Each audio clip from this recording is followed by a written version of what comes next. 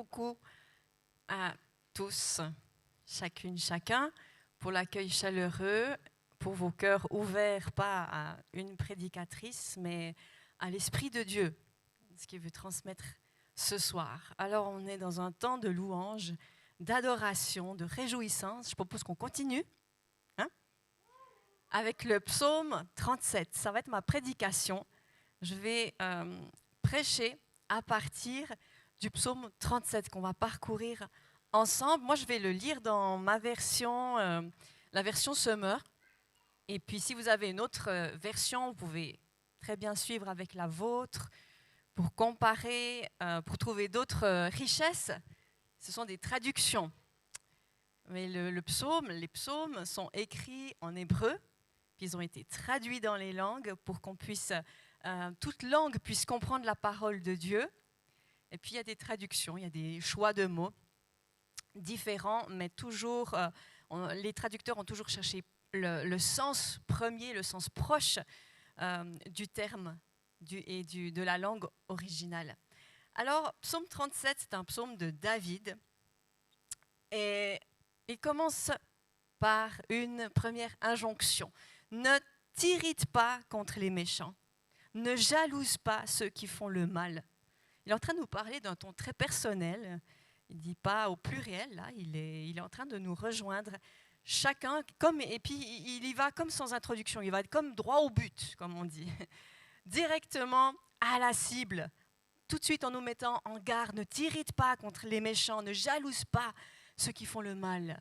La jalousie, c'est quelque chose, c'est un fléau qui atteint tous les hommes. C'est quelque chose, c'est une œuvre de la chair dont parle Galates 5. Et puis, c'est un filet dans lequel on y a tous droit. Et si on n'a pas réglé la question de la jalousie, eh bien, nos comportements sont faussés. Et on a besoin de venir et de traiter la racine de la jalousie qui se cache parfois derrière l'orgueil, derrière la blessure. Parfois, on ne la voit pas. Mais la jalousie, c'est un fléau, un péché qui tient tous les hommes. Et s'il dit « ne jalouse pas ceux qui font le mal », c'est qu'il y a un moyen de s'en sortir. Donc, si tu es coincé dans ces questions-là, parce que tu ne les as pas encore traitées, eh bien, viens les traiter avec le Seigneur pour être délivré de ce filet. Ensuite, il continue, car rapidement, comme l'herbe au champ, ils seront fauchés, ces méchants. Ils se faneront comme la verdure. Mets en l'Éternel toute ta confiance. Il continue, injonction. Fais ce qui est bien, et dans le pays, tu demeureras. Tu demeureras en sécurité. En Dieu, mets ta joie, et il comblera les vœux de ton cœur. Mets ta joie dans le Seigneur, et puis il va combler les vœux de ton cœur. Qu'est-ce qui est sur ton cœur ce soir? Mets ta joie dans l'Éternel. Il y a Matthieu 6, 33, qui dit « Préoccupez-vous, cherchez d'abord le royaume de Dieu et sa justice. Et toutes ces choses, toutes les autres choses dont tu as besoin suivront, en fait, vous seront données par-dessus tout. Cherche d'abord le royaume de Dieu et sa justice. » Et là, on a donc « En Dieu, mets ta joie et il comblera les vœux de ton cœur. Mets en l'Éternel toute ta confiance et tu demeureras en sécurité dans le pays. » La majorité des promesses de Dieu sont conditionnelles. Elles sont conditionnelles, elles nous demandent un engagement et il y a une récompense, il y a une provision qui vient parce qu'il y a eu un engagement de notre part. Il y a l'alliance avec Dieu qui nous invite justement à prendre des engagements. Ce n'est pas juste Dieu qui donne, mais nous, on s'engage dans l'alliance qu'il a faite avec nous. Ensuite, verset 5, « C'est à l'Éternel qu'il te faut remettre tout ton avenir. Aie confiance en lui et il agira. » De nouveau, aie confiance, il agira. « Il fera paraître ta justice comme la lumière et ton droit comme le soleil à midi. » Le chemin de droiture, de justice sur lequel tu marches, il va être mis en lumière. On saura sur quel chemin tu te tiens. Psaume 23 dit, il me conduit dans les sentiers de la justice à cause de son nom. Le Seigneur conduit ses justes, ceux qu'il a rachetés, sur des chemins de justice. Et un jour, tôt ou tard, la lumière vient sur nos œuvres et sur la justice des justes. Demeure en silence devant l'Éternel. Attends-toi à lui. Ne t'irrite pas devant le succès qu'obtiennent les uns, ni devant les ruses que déploient les autres. Ici, de nouveau, le conseil par la bouche du psalmiste. Demeure en silence devant l'Éternel. Attends-toi à lui. Ne t'irrite pas, ne jalouse pas, ne t'irrite pas. Il reprend les premiers versets du psaume. Ne te fais pas justice toi-même. Ne te défends pas. Laisse le Seigneur te défendre parce que tu as un défenseur. Et on le verra plus tard dans la suite du psaume qui a une cour de justice dans laquelle des décrets sont posés, où il y a des condamnations qui sont données. Et nous, on se tient avec un défenseur. Et si on entre nous-mêmes dans notre propre justice, dans notre propre défense, le défenseur ne peut pas nous défendre. Donc c'est pour ça qu'il dit « demeure en silence devant l'Éternel ». Et il dit aussi dans un psaume « mets une garde devant ma bouche éternelle ». Pour pas que je dise n'importe quoi. La parole est d'argent, le silence est d'or. Verset 8, laisse la colère, calme ton courroux, ne t'irrite pas, car en fin de compte, tu ferais le mal. Or, qui fait le mal sera retranché, tandis que tous ceux qui ont mis en l'Éternel leur espoir auront le pays comme possession. Tous ceux qui, auront le pays comme possession, c'est comme une phrase qui revient, qui rythme ce psaume à 5 reprises. Il parle de ceux qui vont avoir le pays comme possession. Donc dans le verset ici, 9, et puis ensuite on voit ça, on le verra dans le verset 11, il dit « Ceux qui sont humbles auront le pays en possession ». Donc qui sont ceux qui ont le pays en possession? Ceux qui mettent leur espoir en l'Éternel, ceux qui sont humbles. Ensuite, il va parler de ceux que Dieu bénit. Les bénis de l'Éternel auront le pays en possession. Au verset 29, les justes auront le pays en possession. Et finalement, au verset 34, il dit « Attends-toi à l'Éternel, suis le chemin qu'il te recommande, il t'honorera par la possession de tout le pays. » Donc ceux qui s'attendent à l'Éternel, qui suivent le chemin qu'il recommande, ils ont une récompense, ils ont un honneur de la part de Dieu, le pays comme récompense. Et en contrepartie, il y a chaque fois une phrase qui accompagne ce verset-là et qui parle de ceux qui seront retranchés du pays. Donc il promet de donner la possession du pays à une catégorie de personnes, puis il dit à d'autres, ils seront retranchés. C'est qui? C'est celui qui commet le mal, ceux qu'il maudit, contrairement à ceux qu'il bénit, les malfaiteurs seront retranchés. En fait, Dieu, vous savez, dans le Deutéronome, à la fin, il dit « J'ai mis devant toi la vie et la mort, la bénédiction et la malédiction. » Et il dit « Tu as un choix à faire. Entre, c'est comme 2 portes devant toi. » Mais Dieu est bon et il dit « Choisis la vie. » C'est comme s'il nous donne la solution, il nous donne la clé du bonheur. Il dit « Choisis la vie, choisis la bénédiction, choisis la voie des justes et pas celle des méchants. » C'est un choix à faire.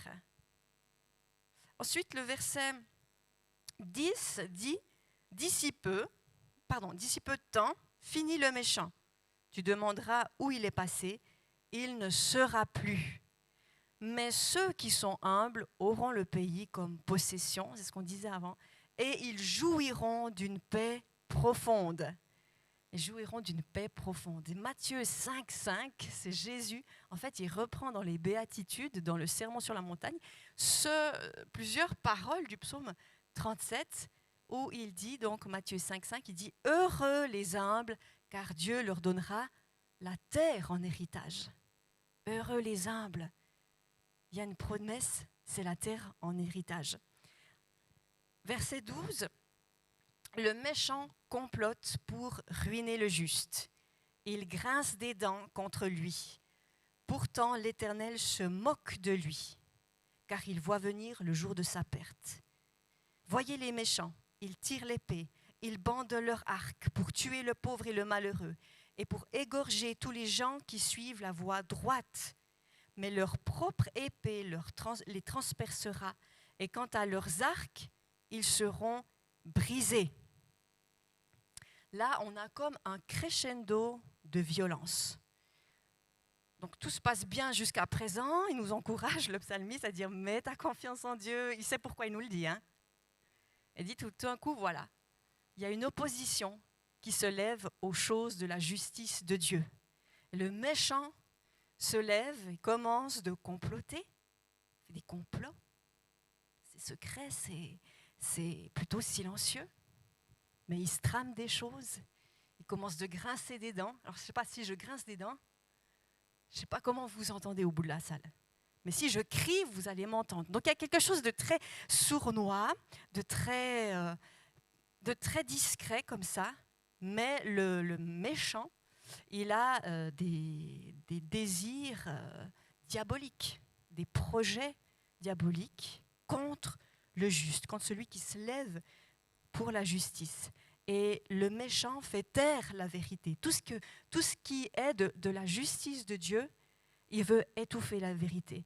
Il veut faire taire tous les avortements, tous les agressions sexuelles, en disant « mais c'est pas vrai, ça s'est pas passé, c'est pas ça, c'est pas si grave, etc. » Il va faire toujours taire tout le sang innocent versé. Nathalie, elle en parlait la semaine passée du sang innocent versé, qui crie, en fait, qui crie justice, qui crie vengeance. Et puis il y a ce crescendo, comme je dis, de violence, parce que tout à coup, les méchants, ils commencent de se mettre en place. Il y a une armée qui se lève, ils tirent leur épée pour tuer. Donc au début, c'est du complot, puis tout à coup, paf, c'est pour tuer. Mais qu'est-ce qu'on a toujours entre ? Eh bien, l'Éternel se moque de lui parce qu'il voit venir le jour de sa perte du méchant. Nous, on est là, qu'est-ce qui se passe ? Tu regardes le monde, tu regardes les guerres, tu regardes ce qui se passe dans le monde, et puis en fait, Dieu est Dieu, et il sait comment ça va se terminer. Nous, combien de fois on lit la Bible, on dit « Waouh, c'est génial, moi j'aime trop l'histoire de Joseph, là. Joseph qui avait une super vie, ensuite qui était vendu par ses frères en Égypte, puis après, le pauvre, il y a eu le petit souci là, avec la femme de Potiphar, il s'est retrouvé en tôle, le pauvre, j'aurais pas voulu être à sa place. Mais après, il est ressorti, puis waouh, c'est la gloire de Dieu, il a nourri toute sa famille, réconciliation, magnifique. » Et nous, on a toute l'histoire, donc c'est assez facile d'être réjoui par les histoires. Mais quand tu es dedans, tu ne sais pas la fin. Sache que Dieu connaît la fin.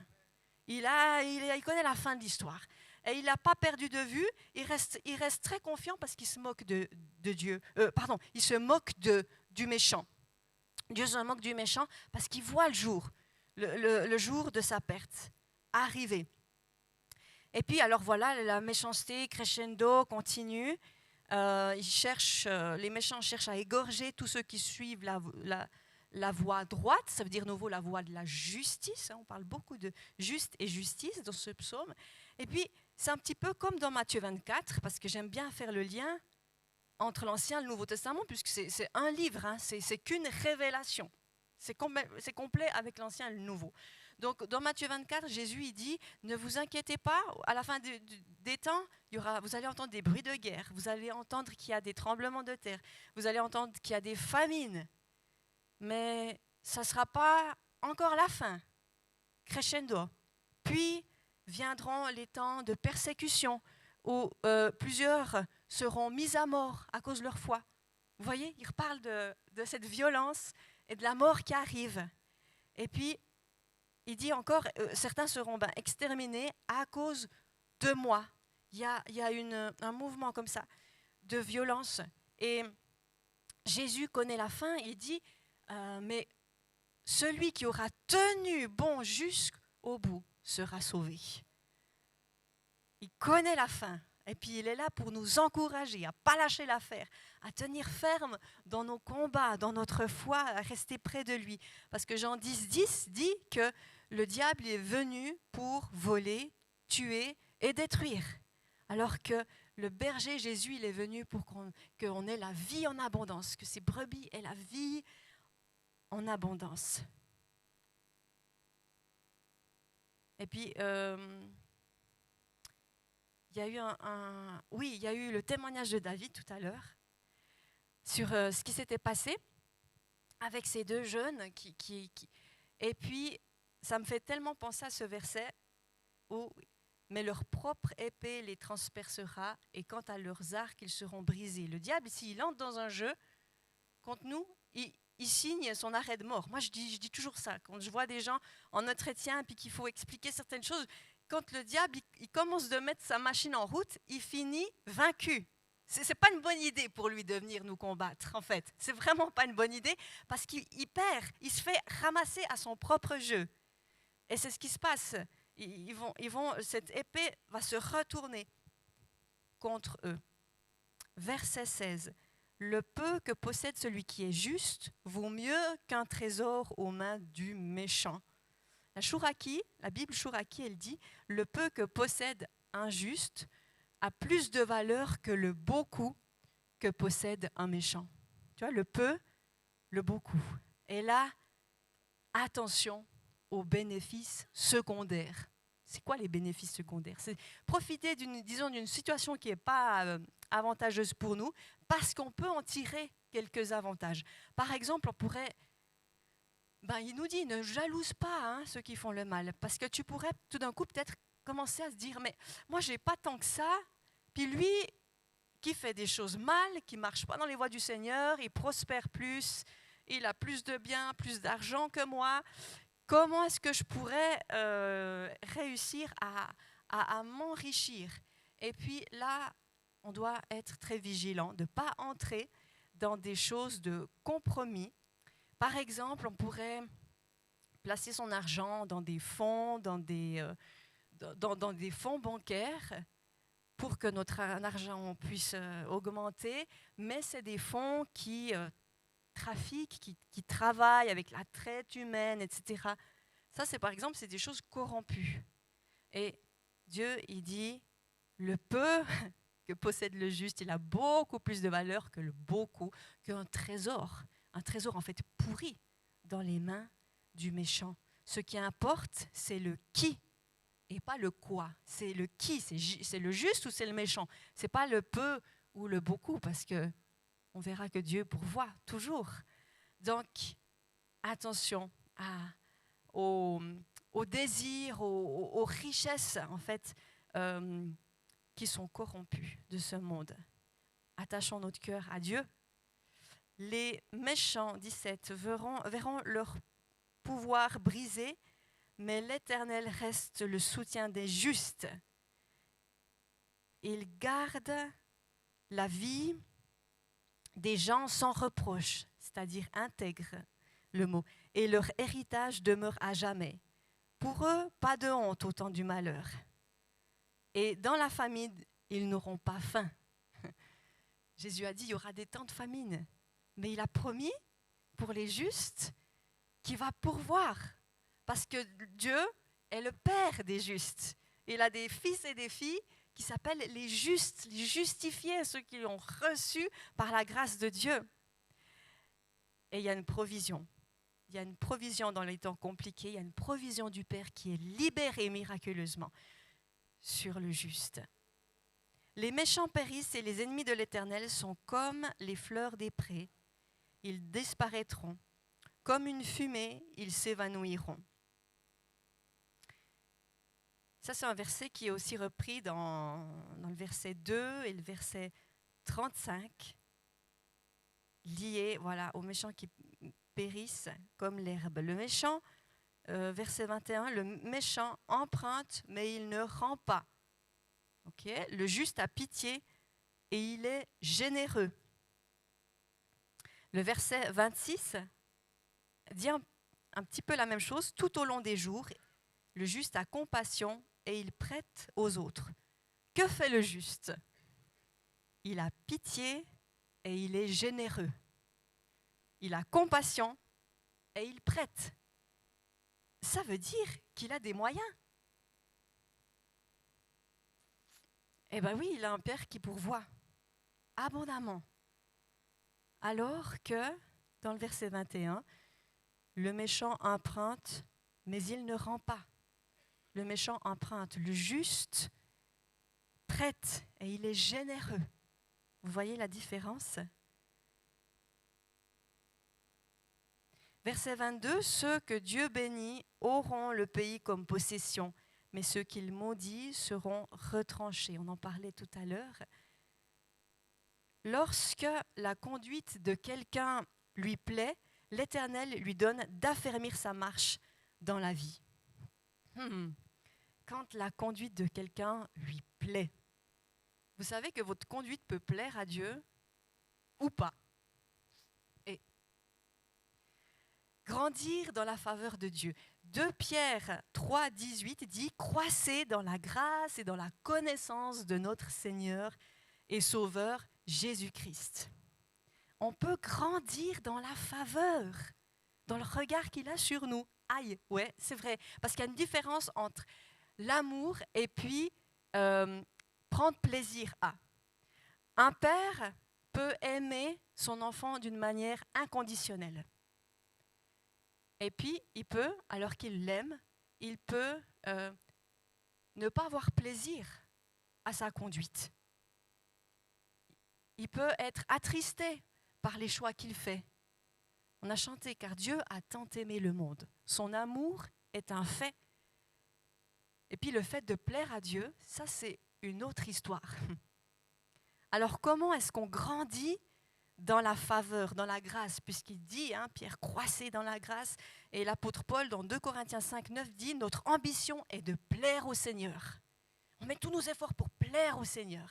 Eh bien, la première chose, c'est qu'on a tous un dépôt de faveur de Dieu. On a tous reçu une dose de sa faveur.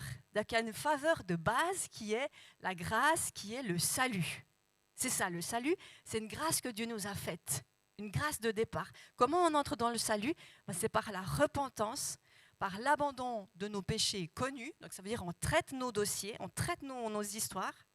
Et puis la foi, par laquelle on accède, la foi que Dieu nous donne pour accéder au salut. Et là, boum, merci Jésus, j'ai ta faveur. Puis après, avec ça, eh bien, on est appelé à la faire prospérer, à grandir dans la faveur de Dieu. Comment on grandit dans cette faveur? Eh bien, plus on connaît Dieu par l'esprit, pas d'une manière intellectuelle, pas d'une manière religieuse, ça ne marche pas. Mais connaître Dieu dans l'esprit va nous produire un fruit qui fait que nous allons toujours plus l'aimer et toujours plus avoir confiance en lui. Parce que l'amour et la confiance sont liés. Et c'est ça que Dieu honore. Quand il trouve des fils et des filles qui l'aiment et qui lui font confiance, bam, la provision est libérée, sa faveur est libérée sur nos vies, sa grâce est libérée. Et nous avançons, nous marchons, Jean 1, de grâce en grâce. Gloire en gloire, ça c'est Paul qui le dit, mais Jean il dit on a reçu une grâce sur grâce, une grâce après l'autre. C'est qu'on peut grandir et plus on réjouit le cœur de Dieu en fait, par notre cœur qui s'attache pleinement à lui. Donc on commence de tout mettre sur l'autel, on dépose tout, on lui donne toute notre vie. Et puis là, cette faveur de Dieu, elle est libérée. Et on peut grandir dans sa grâce sans limite. Moi, je peux grandir dans la faveur de mes parents d'une manière limitée, genre limitée à leur porte-monnaie. Une fois, ils vont dire, avec Claudia, là, on n'a plus, on peut plus, on est limité. Mais Dieu n'a pas de limite. Donc, tant que tu marches sur la terre, tu peux grandir toujours plus, marcher dans la faveur de Dieu. Et c'est vraiment l'estime qu'il a de toi qui augmente en lui, mais lié au fait que plus tu le connais dans le cœur à cœur, plus tu vas l'aimer et lui faire confiance. Et ça va faire pousser un fruit extraordinaire. Parce qu'on peut connaître Dieu et ne pas l'aimer. Alors, on doit choisir de le connaître par l'esprit, parce que l'esprit va nous conduire vers Jésus, pas nous conduire vers notre ego, mais le connaître pour l'aimer et libérer sa faveur. Ensuite, le verset 24, il peut trébucher, donc le juste, cependant, jamais il ne tombera. L'Éternel le tient par la main. Ou bien d'autres versions qui disent, s'il tombe, il n'est pas terrassé, parce que l'Éternel le prend par la main. Il y a la souveraineté de Dieu. Souveraineté de Dieu.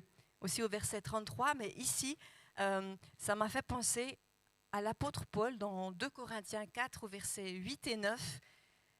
Je lis dans la parole de vie, elle est intéressante. Il dit, les gens nous attaquent de tous côtés, mais nous ne sommes pas écrasés.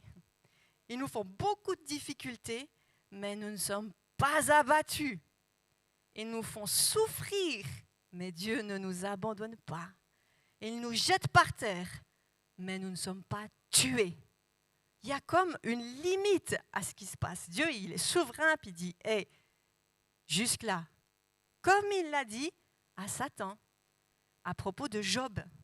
Dans Job 1, Dieu a une discussion dans son conseil avec l'accusateur. Il discute à propos de Job. Regarde Job, blablabla.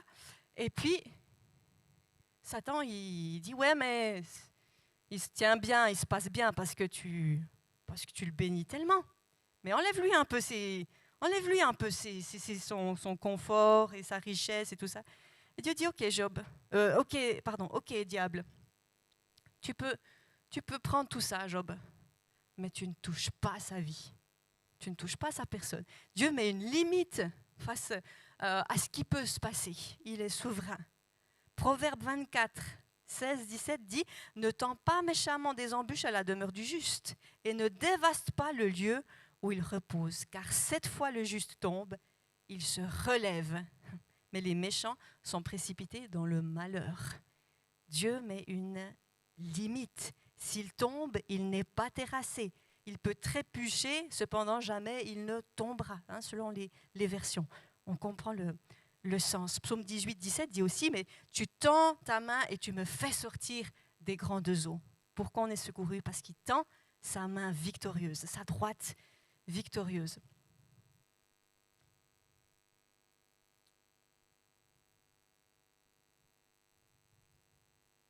Le verset 25. J'étais un enfant et me voilà vieux. Jamais je n'ai vu celui qui est juste être abandonné, ni ses descendants mendier leur pain. Tout au long des jours, il a... Ah oui, après c'est autre chose. Donc, verset 25. Écoute le témoignage des anciens sur la fidélité de Dieu, nous dit Dieu. J'étais enfant, me voilà vieux, j'ai jamais vu le juste manquer de quoi que ce soit. Quelle grâce d'avoir le témoignage des anciens. Deutéronome 32, verset 7 dit « Pensez aux jours d'alors et songez aux années du temps de vos aïeux. Interrogez vos pères et ils vous le diront. Demandez aux vieillards et ils vous l'apprendront. » À propos des merveilles de Dieu, de ce qu'il a accompli. C'est un privilège d'avoir la parole avec des hommes et des femmes de foi qui nous encouragent dans ce qu'on vit.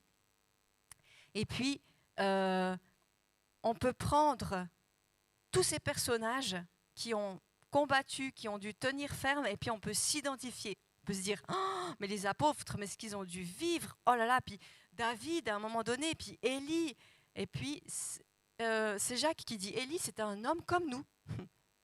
On peut s'identifier. Dieu a donné des témoignages pour qu'on puisse s'identifier à ces personnes, pour poursuivre notre route. Et puis, on a aussi le témoignage ensuite de ceux qu'on côtoie ou de ceux qu'on a côtoyés ou qu'on a entendu les témoignages. C'est la nuée de témoins. Vous savez, la nuée de témoins, vous voyez ce que je veux dire?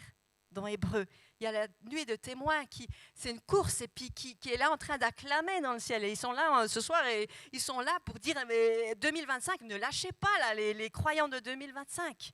Église persécutée, ne lâche pas. Et il y a tout ce témoignage qui nous parle de la fidélité de Dieu. et qui nous aide à poursuivre la route. Alors on poursuivra le psaume 37 dans 2 semaines parce que l'horloge ne s'arrête pas. Hein, c'est pas comme Josué qui avait stoppé le soleil. Comme il y a encore des belles choses à dire là-dessus, eh bien, je poursuivrai dans 2 semaines quand je prêche. Et puis, on va simplement clore par la prière, si c'est OK pour vous, sur ces paroles. Seigneur Jésus, merci pour ta parole qui est vivante et efficace. Merci parce qu'elle vient nous trouver exactement là où on est aujourd'hui. Merci pour l'encouragement que tu veux libérer sur chacun ce soir. Merci pour la portion de pain que tu donnes pour la suite de l'aventure de la vie, Seigneur. Dans tout ce qu'on peut vivre de beau, de plus difficile, Seigneur, tu es là.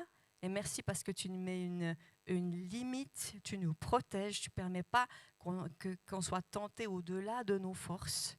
Merci parce que tu es tout puissant. Merci parce que tu sais la fin. Tu connais la fin de nos combats.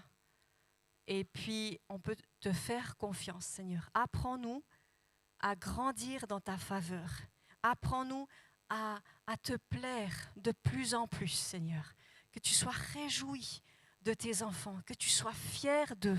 Seigneur, qu'on puisse marcher dans les voies de la justice, qu'on puisse rester ferme dans les positions que tu nous donnes, Seigneur. Qu'on puisse continuer de manger ta parole, pas pour tirer un fruit pour nous, mais pour apprendre à mieux t'aimer, pour apprendre à être plus proche de toi, être plus proche de ton cœur.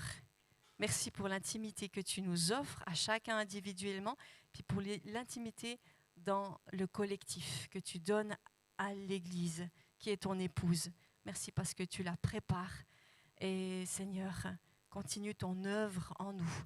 Continue de révéler ce qu'on a besoin de guérir. Continue de nous restaurer, Jésus. Merci parce que tu as le pouvoir de le faire et on te donne toute la gloire, tout l'honneur pour ton œuvre parfaite à la croix qui continue de travailler dans nos cœurs ce soir. Amen. Amen.